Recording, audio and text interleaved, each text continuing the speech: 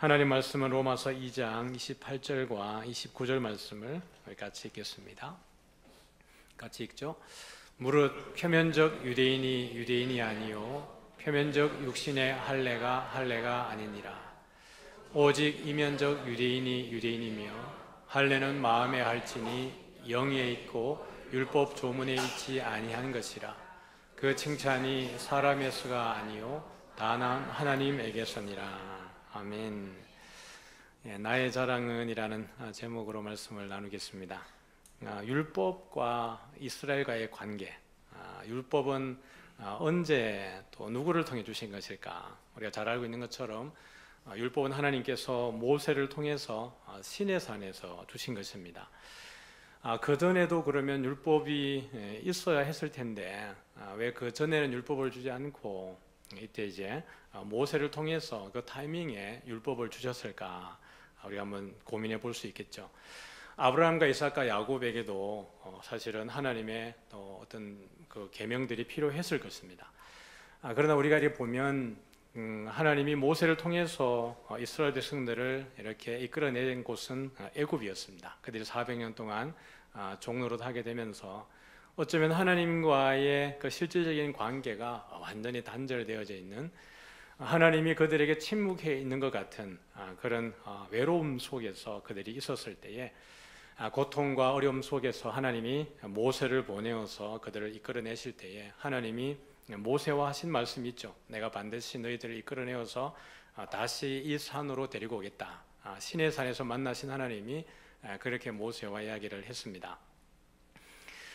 전혀 하나님에 대해서 실감하지 못했던 많은 그 수많은 사람들이 출애굽을 해 나오면서 그때였어야 비로소 하나님의 존재를 조금씩 실감을 하는 것이겠죠.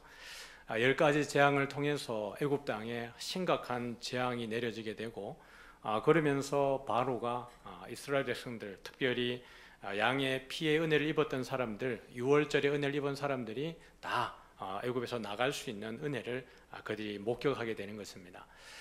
더더욱이나 이 홍해를 건널 때에 사실은 그 깊은 바다를 지나서 오는 과정 속에 두려움도 있겠죠. 이 물이 엎어지면 다 죽는 것인데 라고 생각을 했을 텐데, 하나님이 구원하셨던 백성들은 전부 다가 마른 땅을 밟고 그 바다를 걷는 것이에요. 그러면 저 애굽 백성들도 쫓아오는 거 아닌가 싶었는데, 하나님이 애굽의 병사들은 전부 바다에 수몰시켜 버리는 것이죠.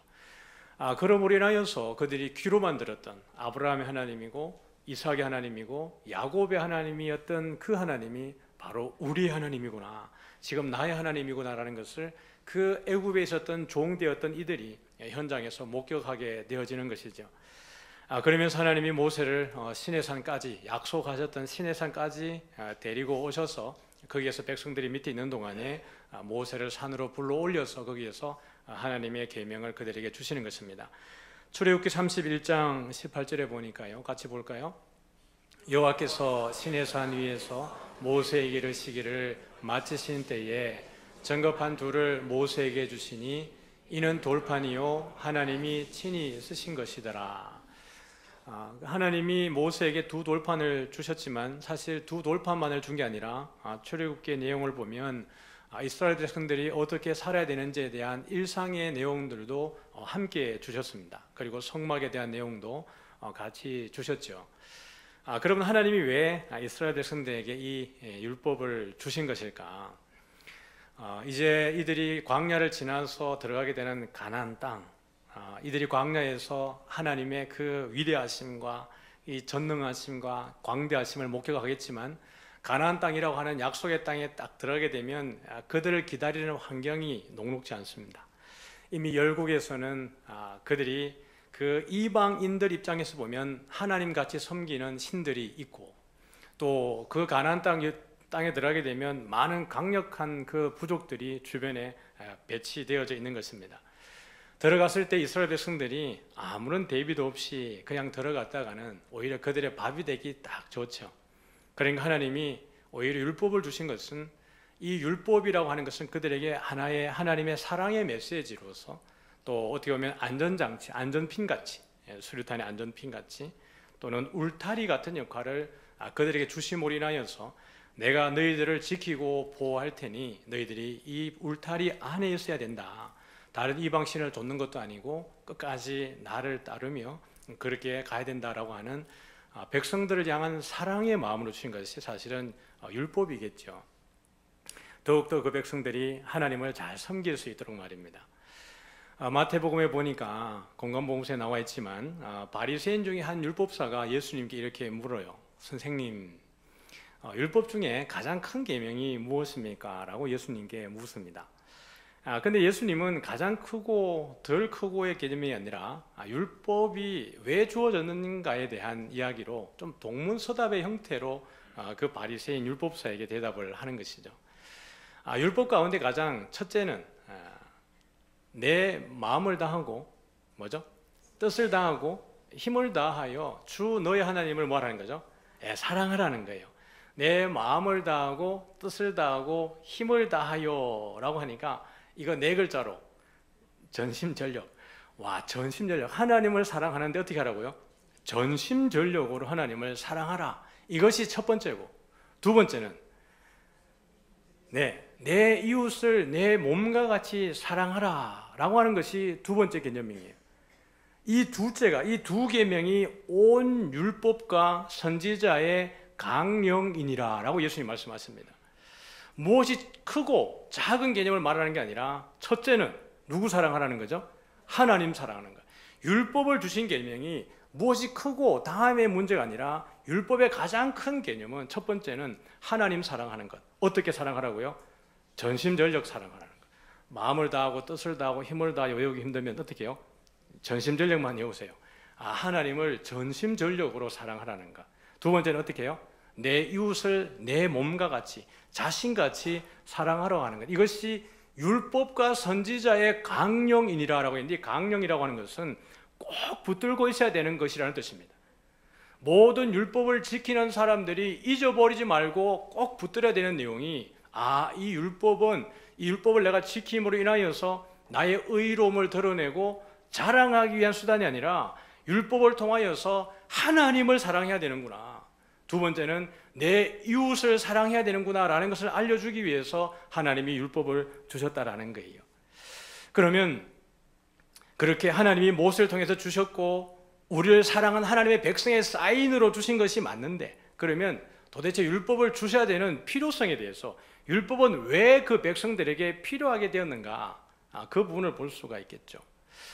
바울은 우리의 범법함 때문이다 이렇게 합니다. 우리의 위법함, 다시 말하면 우리의 죄 때문이라고 이야기를 해요. 아담과 하와가 선악과를 따먹음으로 인하여서 만약에 죄가 들어오지 않았다 그러면, 우리가 죄를 지을 일이 없다면 율법이 필요 없겠죠. 그러나 우리가 죄인이기 때문에 무엇을 해도 우리의 힘으로는 의에 이를 수 없기 때문에 하나님께서 우리를 위해서 베푸시는 은혜의 장치가 뭐라고요? 율법이라고요. 율법은 우리가 단순히 한 조항조항의 그 개념들만으로 이해해서는 안 되고 포괄적 의미에서 보아야 됩니다. 하나님을 향한 예배, 제의적인 형태, 그 다음에 우리가 살아가는 윤리와 도덕, 하나님을 향한 우리의 신앙, 이 모든 것이 율법 안에 다 포함이 되어 있는 포괄적 의미에서 율법인 것이에요.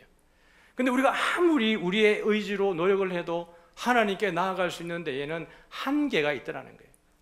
하나님이 제사를 우리에게 주셔가지고 죄를 지으면 그렇게 번제를 드려서 하나님께 나아가서 속죄하면 하나님이 용서해 주시고 감사합니다 하고 돌아가는데, 그 다음에 되면 또다시 어떻게 하고 있어요?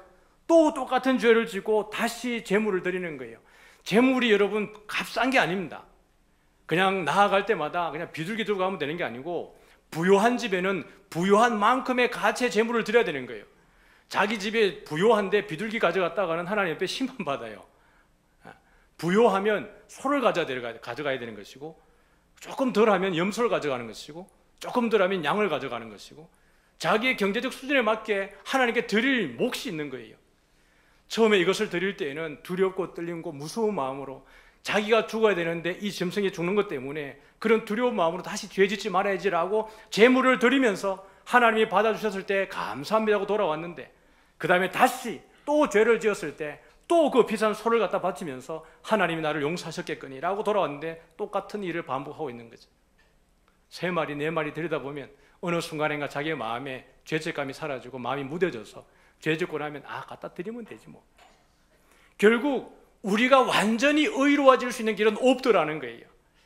우리의 범법 함으로 인하여서 그 율법이 주어졌지만 율법이 우리를 완전케 할 수 없더라는 것이 이 율법의 한계이기도 했습니다. 그래서 율법은 바울이 이야기하기를 그리스도께로 인도하는 몽학 선생이다라고 이야기합니다. 우리 갈라디아서 3장 23절과 우리 25절까지의 말씀을 같이 한번 읽어보겠습니다. 같이 읽죠. 믿음이 오기 전에 우리는 율법 아래 매인바 되고 계시될 믿음의 때까지, 자 여기까지요. 믿음이 오기 전에 우리는 어디에 갇혀 있어요? 율법 아래 매인바 되고, 믿음이 오기 전이라는 말은 누가 오기 전이라는 말이겠어요? 그리스도가, 메시아가 오기 전까지 우리는 율법 아래 매인바 되고 계시될 믿음의 때까지, 다시 말하면 그리스도가 오실 때까지 율법 아래 우리가 있다라는 이야기예요. 그러니까 율법은 그리스도에게로 인도하는 역할을 하고 있는데 24절이 그것을 설명을 해주고 있습니다. 같이 24절 읽습니다. 시작. 이같이 율법이 우리를 그리스도께로 인도하는 초등교사가 되어 우리로 하여금 믿음으로 말미암아 의롭다함을 얻게 하려 함이라. 여기 멈춰보죠. 율법이 우리를 어디에게로 인도해요? 그리스도께로 인도하는 초등교사가 되어라고 되어 있습니다. 아마 여러분들 가운데에 한글, 개역 한글, 지금 개역 개정이잖아요. 개역 한글판 성경으로 만약에 성경을 많이 읽으셨다 그러면 이 단어가 생각날 겁니다. 몽학 선생이라. 옛날에는 개역 한글에는 몽학 선생이라고 이야기를 했습니다. 다시 말하면 아주 어린 아이들이, 글을 모르는 아이들이 이제 한 글자를 읽기 시작한 그 아이들을 가르쳐서 중등교육을 받고 고등교육을 받게 하기 위해서 그 아이들을 가르치는 초등학교의 교사처럼 율법이 하는 역할이라고 하는 것은 완전하지 않음을 알게 함으로 인하여서 완전함에 대한 사모함을 깨닫게 하는 역할입니다. 아무리 우리가 이 일을 감당해도 한계가 딱 드러나는 거예요. 여러분 사사기를 보면 12명의 사사가 있죠. 소사사, 대사사 뭐 이렇게 나눕니다. 근데 사사를 보면 어떤 한 시즌에, 어떤 기간에 어떤 사사가 일어났다가 사사가 죽고 나면 또 다른 부족 가운데, 다른 족속 가운데에서 어떤 사사가 일어나서 일정 기간에 그 구원자 역할을 감당을 합니다. 사사들의 역할이라고 하는 것은 메시아의 예표적인 역할입니다. 모든 죄인들을 죄 가운데 구속하고 하나님의 백성의 평안을 누리고 샬롬을 주는 역할을 하는 거죠. 그러나 사사들이 죽고 나면 이스라엘 백성들은 또 어떻게 돼요? 또 죄를 지어요. 죄를 지으면 하나님께서 심판하시고, 심판하시면 그 백성들이 하나님께 어떻게 하죠? 또 회개하고 울부짖습니다. 그럼 하나님이 다른 사사를 또 세워서 그들을 구원해 주시는 거예요. 사사들을 통해서 볼 수 있는 것은 이 땅에서 구원해 주는 자는 한계가 있는 것이구나. 한 시즌이 지나가고 나면 그는 죽을 수밖에 없고, 그가 죽고 나면 또 세상은 죄악 가운데 머물게 되는 것이구나. 그래서 사사들이 보여주는 것은 영원한 사사가 필요하다는 것이죠. 그게 누구세요? 바로 그리스도입니다. 우리 영원한 구원자가 오셔서 다시는 우리가 죄 가운데 놓이지 않도록 영원히 구원해 주시는 그 메시아가 오셔야 됨을 보여주고 있는 것처럼 율법은 우리를 의롭게 할 수 없다는 거죠. 유대인들의 생각에 신명기의 말씀을 의지해서 율법의 말씀을 지키면 그들이 의로워진다고 믿었습니다. 그래서 그들은 율법의 조항 한 가지 한 가지를 철저하게 믿었어요. 근데 바울의 지적이 무엇입니까? 유대인이라고 하는 내가, 유대인이라고 말하고 하나님을 자랑하는 내가, 율법을 자랑하는 내가 율법을 범함으로 인하여서 하나님을 모독하느냐라고 바울이 그들을 지적합니다. 바울이 누구예요? 유대인 가운데 유대인입니다. 유대의 누구보다 열심이었습니다. 모세의 글과 그 모든 성경에 대해서 능통한 자가 자기였습니다. 그런데 자기의 동족들이 자기가 예수를 만나기 전에 했던 그 일들을 동일하게 생각하고 있는 것이에요. 율법을 행함으로 인하여서 하나님께 영광 돌리고 하나님께 의로워진다고 믿었던 것입니다. 그런데 바울이 이야기하기를 이제는 그게 아니라는 거예요. 율법으로는 우리가 의로워질 수 없고, 율법의 역할은 온전히 우리를 온전하게 의롭게 해줄 수 있는 그분이 오셔야만 우리가 된다라고 하는 율법은 그리스도에게까지 인도하는 몽학 선생이라, 초등교사라, 다시 말하면 인도자라고 얘기를 해주고 있는 것입니다. 다시 한번 오늘 본문 24절을 볼까요? 금방 보았던, 그래서 초등교사가 되어서 우리로 하여금 어떻게 하고 있습니까? 믿음으로 말미암아 뭘 얻게 하려고요? 의롭다함을 얻게 하렵니다. 의로워지는 것은 율법이 아니라는 얘기예요. 율법이 아니라 그 초등교사 역할을 감당하고 나면 이제는 그 율법의 완전하고 실체가 되신 그리스도가 오셔서 믿음으로 말미암아 우리를 의롭게 해주신다라는 것이 바울의 진술입니다. 그러므로 여러분, 우리의 의로움은 이미 하나님의 그 경륜 속에서 하나님의 구원해 주신 백성에게 주신 하나님의 선물인 줄 믿습니다. 그럼 우리 모두가 믿음으로 의로워지는 것이지 어떤 우리의 행함으로 의로워지는 것은 아니다라고 이야기를 하고 있는 것이에요. 우리 갈라디아서 3장 21절 한번 보겠습니다. 21절입니다. 같이 보죠. 그러면 율법이 하나님의 약속들과 반대되는 것이냐?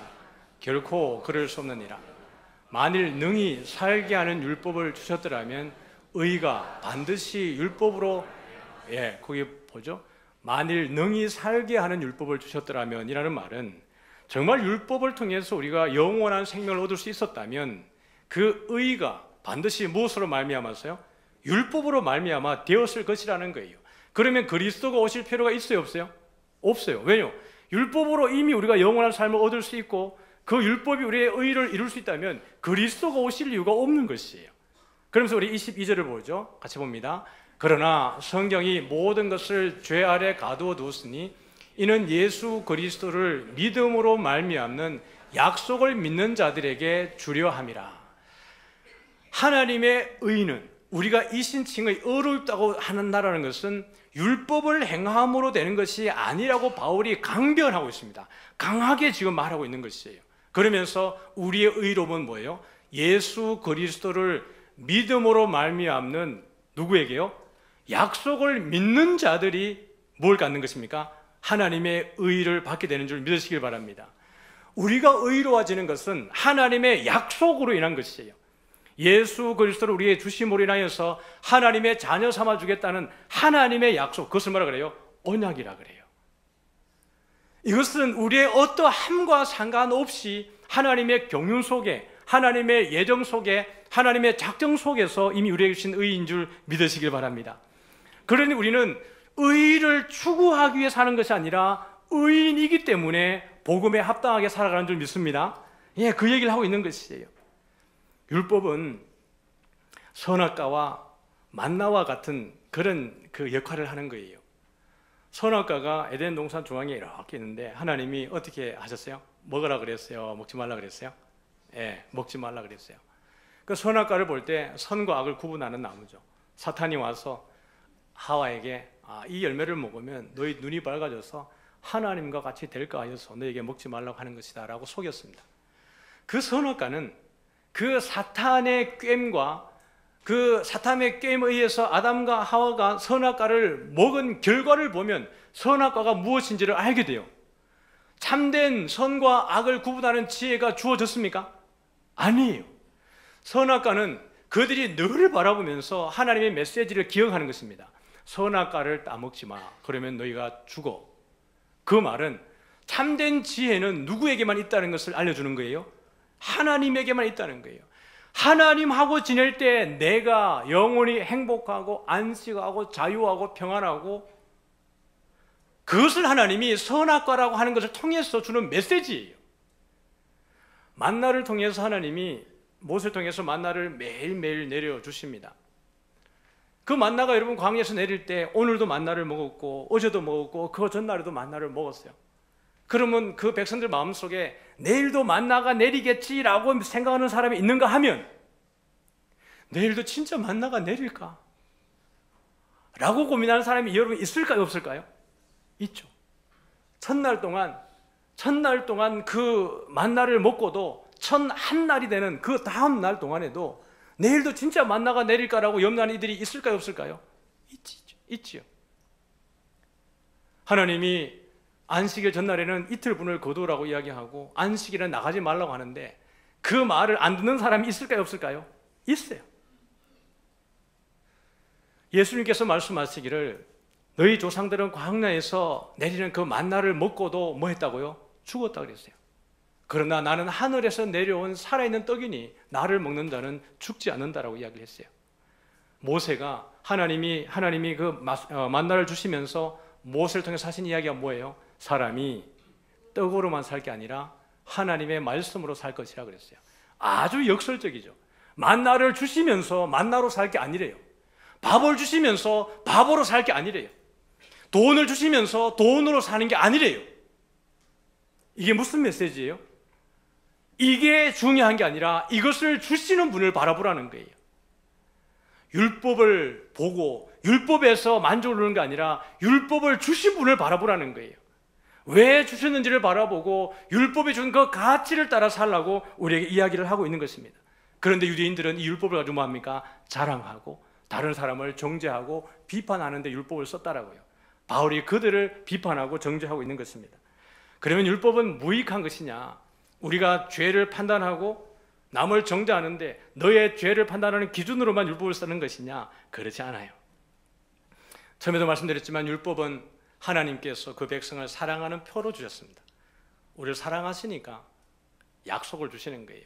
너희가 이 계명을 지키면 천대까지 내가 복을 주겠다라고 하시는 것은 결국 하나님의 우리 향한 사랑이에요. 우리의 죄가 결국 그 율법을 어겨버림으로 인하여서 하나님의 마음을 분노하게 하는 것이지만 그럼에도 불구하고 하나님은 끝까지 인내하고 오래 참으시고 관용하시고 기다리시는 줄 믿으시길 바랍니다. 그 가운데 율법 가운데 하나님 주신 것은 무엇이냐 그러면 이제 완성된 그분을 보내주시는 것입니다. 율법의 마침은 바로 그리스도입니다. 그리스도는 바로 율법이 초등교사로서 몽학 선생으로서 인도하신 그 마지막 마침표에 오신 것이 그리스도입니다. 마태복음 5장 17절 한번 볼까요? 같이 보겠습니다. 시작. 내가 율법이나 선지자를 폐하러 온 줄로 생각하지 말라. 폐하러 온 것이 아니요 완전하게 하려 함이라. 율법이 만약에 의미가 없다고 그러면 애초에 주지 말았어야죠. 그러나 율법은 너무 중요한 거예요. 왜냐하면 율법이 있기 때문에 그리스도가 하나님의 경륜 속에서 하나님이 미리 예고하시고 예보하시고 하나님의 경륜 속에서 이분이 오셨다라는 것이 드러나기 때문에 율법의 역할은 너무나 중요합니다. 예수님께서 친히 말씀하시기를 모세의 글과 다윗의 글과 시편과 선지자들의 모든 내용들은 누구에 관한 내용이라고요? 나에 관한 내용이라고 예수님이 친히 제자들에게 말씀하셨어요. 그 나에 관해서라고 할 때 나라고 하는 것은 강조형으로 쓰였습니다. 이건 나에 대한 거야 라고 강하게 말씀하셨다는 뜻입니다. 그러니 율법이 하는 역할은 바로 그리스도가 어떻게 오셨는가를 알게 되는 거예요. 여러분 생각을 해보시죠. 유대인들 입장에서 율법을 너무나 잘 알아요. 모세 글도 알고 있고요, 시편도 알고 있고 선지자의 글을 너무 잘 알고 있어요.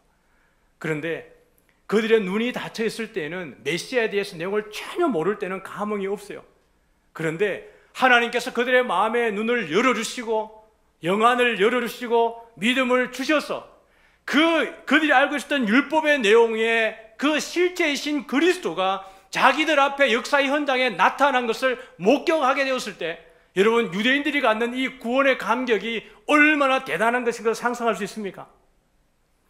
유대교에 열심히 했던 바울이 그가 영안이 열렸을 때에는 그냥 율법의 열심으로 살아갈 때에는 예수 믿는 사람들이 보이지 않았고 예수는 저주받은 사람이라고 생각했던 그였습니다. 누구보다 유대교에 열심이었으며 모든 율법에 대해서 능한 자가 바울이었습니다.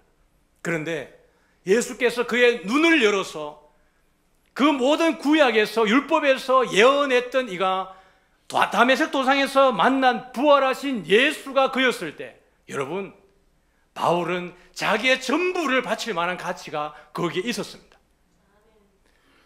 그 유대교의 율법을 알았던 사람들이 바로 메시아가 역사적인 현장에 나타나는 그 예수라는 걸 알게 되었을 때 그들은 자기들의 유대교에서 출교를 당해도 목숨을 잃어버려도 그 믿음을 따르고 예수를 따를 만한 가치가 거기에 있었다라는 것입니다. 예수님은 율법의 완성을 위해서 오신 분입니다. 율법이 계속해서 지시하던 가르치던 하살표의 끝에 거기에서 오신 분이 바로 그리스도예요. 그래서 오늘 보면 20절에 보니까요, 같이 한번 볼까요? 마태복음 5장 20절입니다. 같이 보겠습니다. 시작. 내가 너희에게 이르노니 너희 의가 서기관과 바리새인보다 더 낫지 못하면 결코 천국에 들어가지 못하리라. 서기관과 바리새인의 의가 무엇이에요? 율법의 조항 한 가지 한 가지를 지키는 겁니다. 그들이 할례를 받은 것이 그들의 의입니다. 그런데 너희의 의가 서기관과 바리새인의 의보다 낫지 못하면이라고 할 때, 여기에서 너희의 의, 제자들의 의는 무엇일까요? 그리스도에게서 주어진 의입니다.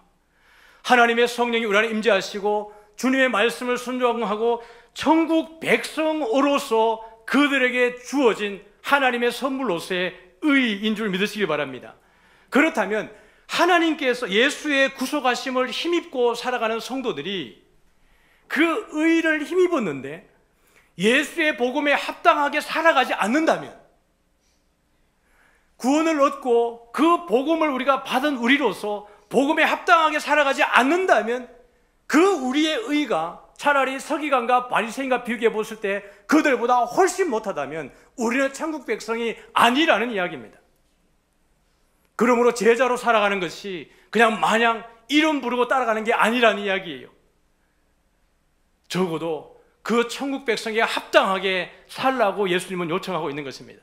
산상수훈이 어떤 복음이에요? 하나님의 나라의 백성들이 살아가는 새로운 율법입니다. 모세는 이렇게 이야기했지만 나는 너희에게 이렇게 이야기한다는 것이 예수님의 율법에 대한 재해석입니다. 그러므로 오늘 우리의 의는 서기관과 바리새인보다 나아야 합니다. 그것은 우리의 의를 누리기 위한 의가 아니라 우리의 삶의 태도를 이야기하는 것입니다.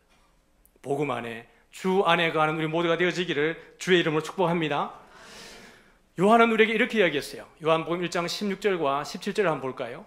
같이 보겠습니다. 우리가 다 그의 충만한 데서 받으니 은혜 위에 은혜로라. 은혜 위에 은혜로라 그랬어요. 앞에 있는 은혜는 뭐고 뒤에 있는 은혜는 무엇일까요? 율법이 범법함을 인하여서 우리에게 주어진 것이고, 율법은 우리가 죄를 깨달음이라고 여러분이 배웠습니다. 맞죠? 그러나 율법이 그 기능만 낸 게 아니라 율법 자체가 이미 하나님께서 우리에게 주신 은혜다라고 이야기했습니다. 우리가 17절을 볼까요? 같이 보겠습니다. 율법은 모세로 말미암아 주어진 것이요. 율법이 있기 때문에 우리는 그리스도에게로 나아가는 길을 본 것입니다. 이스라엘 백성들은 율법을 통하여서, 그 성막의 제사를 통하여서, 그 제1을 인하여서 하나님께로 나아가는 그 길을 본 거예요. 그러나 이제 그 길의 마지막 점에 누가 있는 것이죠? 예수 그리스도가 있는 것입니다. 그러므로 율법 자체도 이미 그들에게는 은혜였다라는 거예요. 그 은혜 위에 무엇이 있는 거예요? 그리스도의 십자가의 은혜가 더해지는 것이고, 율법의 완성이신 그리스도가 위에 은혜인 줄 믿으시길 바랍니다. 그래서 17절에 보니까 은혜와 진리는 누구로 말미암아요? 예수 그리스도로 말미암아 온 것이라. 말씀을 정리하겠습니다. 오늘 본문에 2장 25절부터 29절까지 말씀을 한번 같이 쭉 읽으면서 정리하죠. 같이 25절 같이 보겠습니다. 시작. 내가 율법을 행하면 할례가 유익하나 만일 율법을 범하면 내 할례는 멈추겠습니다. 율법을 행하면 할례가 유익하나, 이 말은 지금까지 제가 설교를 쭉 하면서 했던 이야기를 보니까 우리는 율법을 여러분 행할 수 있어요, 없어요? 율법을 1부터 100까지 우리가 조항을 다 놓고 보면 그 조항 한 가지 한 가지를 다 완벽하게 퍼펙트하게 할 수 있어요, 없어요? 없어요. 그럼 이 전제는 이미 틀렸다는 얘기예요. 내가 율법을 행하면 할례가 유익하다는 말은 우리가 율법을 행할 수 있어요, 없어요? 율법을 못 행한다는 거예요. 그러면 할례는 이미 뭐 하다는 거죠? 유익하지 않다는 이야기예요. 유대인들에게 여러분 생명가치라는 게 할례라니까요. 지난 시간에 말씀했던 것처럼 사도행전 15장에 예루살렘 공의회에서 주제가 할례였다고요. 할례로 구원받느냐 못 받느냐, 이것이 주제였습니다. 사도들이 내린 결론이 무엇입니까? 할례는 구원에 아무런 영향이 없다. 그 정의를 내린 것입니다. 그러므로 내가 율법을 행하면 할례가 유익하지만은 만일 율법을 범하면 내 할례는 뭐라고요? 무할례라는 거예요. 그러면 유대인들 입장에서 자기들이 할례를 생명같이 여기는 거지만 그 할례가 의미 있다는 거예요, 없다는 거예요? 구원에는 아무런 의미가 없다는 얘기예요. 유대인 기독교인으로 와서 그들이 개종하고 들어와서 예수를 믿으면서도 그들은 계속 자랑하는 것이 할례 받았냐라는 것이었어요. 그거 의미 없다는 얘기예요. 다음 볼까요? 26절입니다. 같이 읽죠. 그런즉 무할례자가 율법의 규례를 지키면 그 무할례를 할례와 같이 여길 것이 아니냐. 무할례자는 이방인입니다. 시간이 없으니까요. 14장 14절 15절을 보면 그 이방인들도 하나님께 주신 것이 무엇이었어요? 양심이라는 게 있습니다. 할례를 받지 않았지만, 유대인이 아니지만, 우리로 말하면 교회 다니는 성도는 아니지만 훨씬 더 하나님의 백성처럼 사는 사람들, 이방인이지만 말입니다. 그런 사람이 있을 수 있을까요? 없을까요? 있을 수 있다는 거예요. 너희들이 그렇게 할례를 받고 자랑하지만 행실이 무할례처럼 살아간다면, 무할례를 받았지만 이방인이지만 정말 할례자처럼 살아가는 그들이 너희를 봤을 때 너희를 조롱하지 않겠느냐라는 것이에요. 27절입니다. 같이 읽죠. 또한 본래 무할례자가 율법을 온전히 지키면 율법 조문과 할례를 가지고 율법을 범하는 너를 정죄하지 아니하겠느냐. 이런 일이 있을 수도 없지만 바울은 이 이야기를 통하여서 할례와 무할례가 얼마나 무익한 것인데 너희들은 이걸 가지고 논쟁을 하고 있고 비판을 하고 있고 판단을 내리고 있고 정죄를 내리고 있느냐라고 바울은 이야기하는 것이에요. 28절입니다. 시작. 무릇 표면적 유대인이 유대인이 아니요 표면적 육신의 할례가 아니니라. 그냥 껍데기로 유대교라고 이야기해서 다 유대인이 아니란 이야기예요. 할례 받았다고 안식일 지킨다고 다 유대인이 아니란 이야기입니다. 교회에 와 있다고 다 성도가 아니란 이야기입니다. 와서 내 하는 일들을 자랑하고 인정받기를 원하는 그런 것이 성도가 아니라 정말 성령께서 우리 안에 거하시고 우리의 신앙의 고백이 예수가 나의 그리스도이고 예수가 나의 구원자라고 하는 이 확신이, 그 고백이 있는 이들이 하나님의 성도라는 것입니다.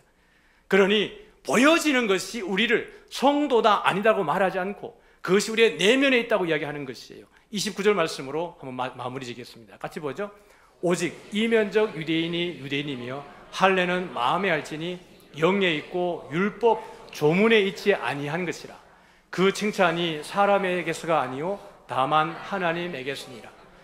할례는 어디 하라고요? 마음에 하라고요. 몸에 하는 게 아닙니다.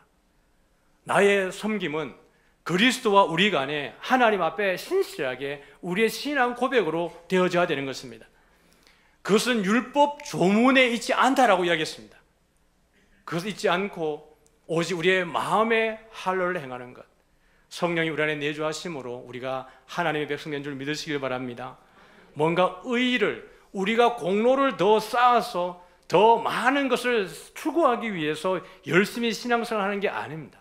이미 하나님 우리를 창세전에 예정하시고 선택하시고 자녀 삼아주시기로 하나님이 약속하셨기 때문에, 하나님의 약속 때문에 우리가 의인인 줄 믿으시길 바랍니다. 하나님은 우리를 구원하심에 있어가지고 절대로 후회하심이 없다라고 이야기를 했어요. 그럼 이제 우리의 삶의 열심은 무엇이냐 그러면, 의인된 우리로서 하나님이 의인 삼아주신 것에 대해서 복음에 합당하게 마땅히 하나님의 예수님의 제자로서 살아가는 것이지 우리의 의를 쌓기 위한 것은 아니라는 것입니다. 유대인들은 그것을 위해서 나아갔어요. 그리고 그것을 자랑했습니다. 우리가 할례 받았다, 우리는 유대인이다. 그것을 자랑하면서 범법함으로 하나님을 모독했어요. 우리가 성도라고 이야기하고 교육자라고 이야기하고 중직자라고 이야기하면서 우리의 행실이 그렇지 못함으로 인하여서 오히려 하나님 이름을 욕되게 하는 우를 범하지 않고 더 겸손하게 오직 그리스도만 자랑하는 우리가 되어지기를 주의 이름으로 축복합니다. 다른 모든 것 내려놓고 내 안에 복음이 있다는 것을 여러분이 자랑하실 수 있기를 축복합니다. 하나님을 자랑하는 이 한 주간 되게 하셔서 하나님께서 우리에게 주시란 그 많은 영적인 복을 누릴 수 있기를 주의 이름으로 축복합니다. 우리 다 같이 나와서 찬양하겠습니다.